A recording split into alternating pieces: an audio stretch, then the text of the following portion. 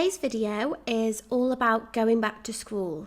So last year I was a year 6 teacher for 6 months and I worked really hard with the local secondary school to prepare all the children in my class for year 7 and the transition into secondary school. And I think it's our first day back today. So I'm thinking of them all. I know they're going to do amazing. They were the best class ever. They're going to be hard to beat. Any of my future classes probably won't even compare. They were so good. And a lot of them, though, did have concerns and anxiety about moving up to secondary school.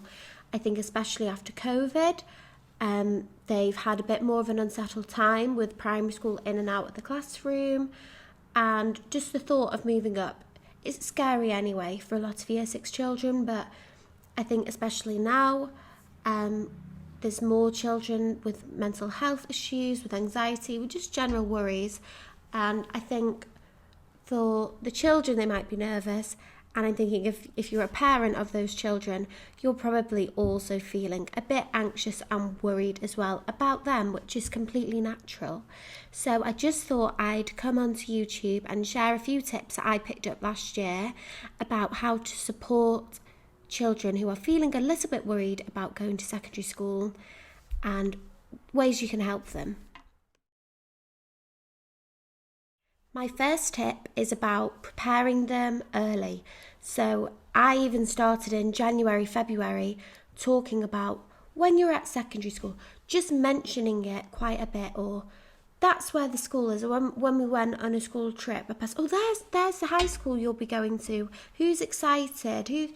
Who's looking forward to it? And just really early, just casually bringing it into conversations, because they might not want to tell you that they are nervous and worried, but if you bring it up, they might feel more confident to talk about it if they're not having to start the conversation.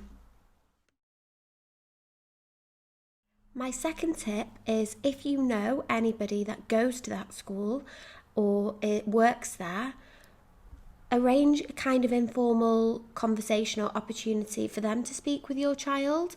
So in my class, we had a volunteer, he was a sixth former, but even months and months before the actual official transition activities, I just let them do a bit of a question and answer session with him.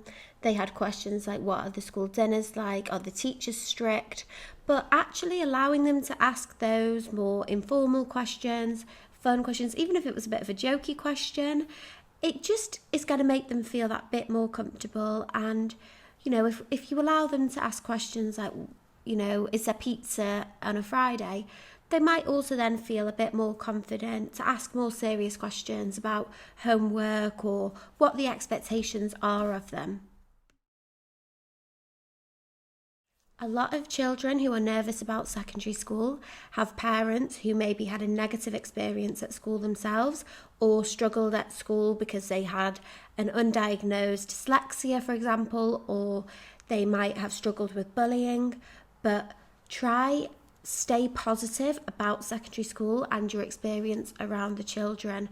Perhaps at a later date, when your child is more settled, you could go into details about what your experience was. But if you had a really negative experience, try not to overwhelm your child with that information, because they might then go into school and feel the exact same thing will happen to them. Of course, it's important to tell them about bullying and things that can happen because it prepares them, and as long as you can put a positive spin that there's people they can go to and that they will also make lots of friends and they should do the right thing in those situations, try make it a positive and explain that you learned a lot from your experience if they're already aware that you had issues yourself. As much as possible, celebrate all the small milestones and moments in their final year of primary school. Try attend the sports day, make a fuss, have a leavers party at the end with their friends or their friends' families. If they feel a real sense of closure of primary school, it will also make that transition easier, because they'll know in their head primary school has ended. These things have happened to end it and close it in a positive way. and now it's time for a new beginning. They'll find the transition harder if they can't let go of primary school. So in the best way, make a big fuss on their last day of school, when it's their last ever PE lesson, when it's their last school trip, because having that closure and almost feeling that that's ticked off the list, it's done, it's happened, it will make the idea of the future opportunities more exciting. As much as you can, familiarise your child with their new school. So whether that's that there's summer holiday clubs going on before they've started and sports or drama, see if you can sign them up for a couple of days so they get a bit more behind the scenes access to the school that they maybe wouldn't get at just a traditional open day. Practice walking to the school, or if they have to get the bus there or the train there, during the summer holidays, do a few practice runs, or say to them, okay, now it's time for you to try get there by yourself. I'll be in town. Any issues, just call me. But for me, I remember when I started year 7, I was nervous about the bus.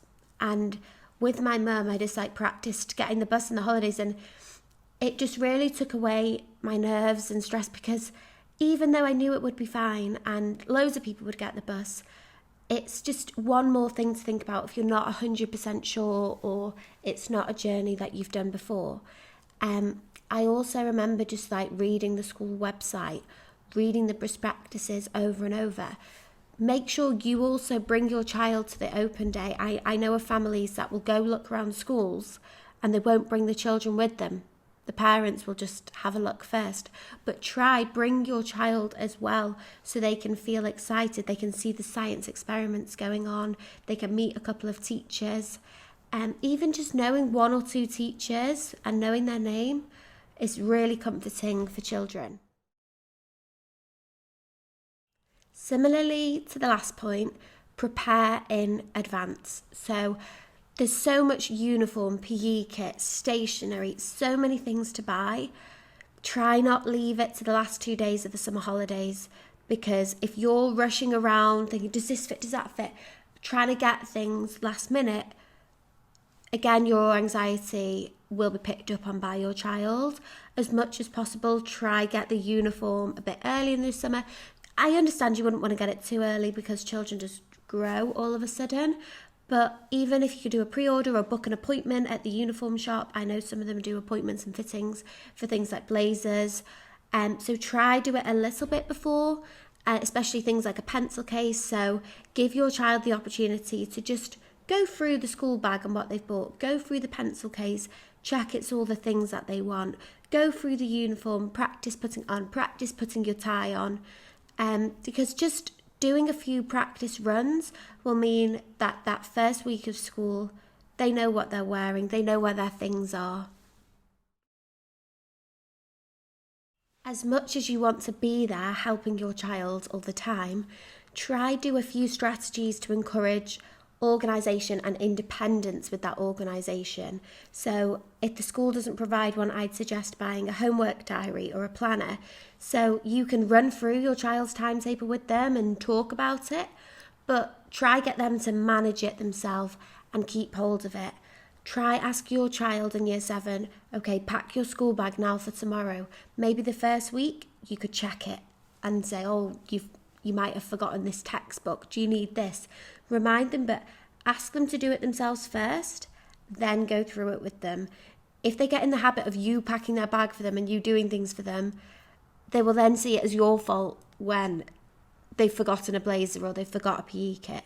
As early as possible, try and encourage them to take responsibility of their own preparation, but still be there for them to check for the first week or so. If you know you have a particularly anxious child, or maybe your child doesn't know anyone at the school they're going to, and that's a fear of theirs, communicate it with the school. Head of Year 7s, in my experience, are brilliant.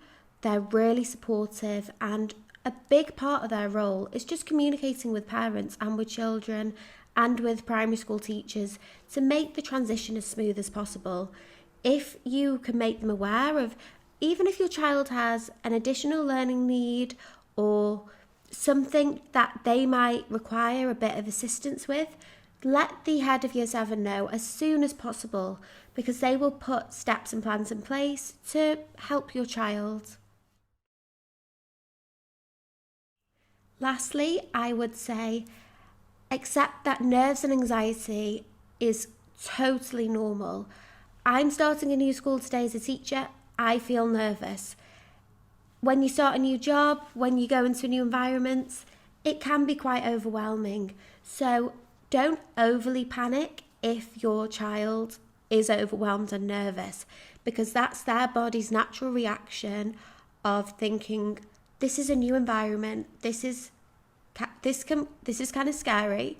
But if you are just there and can support them as much as possible, the first few weeks, especially the first week, is overwhelming, but they will settle into it.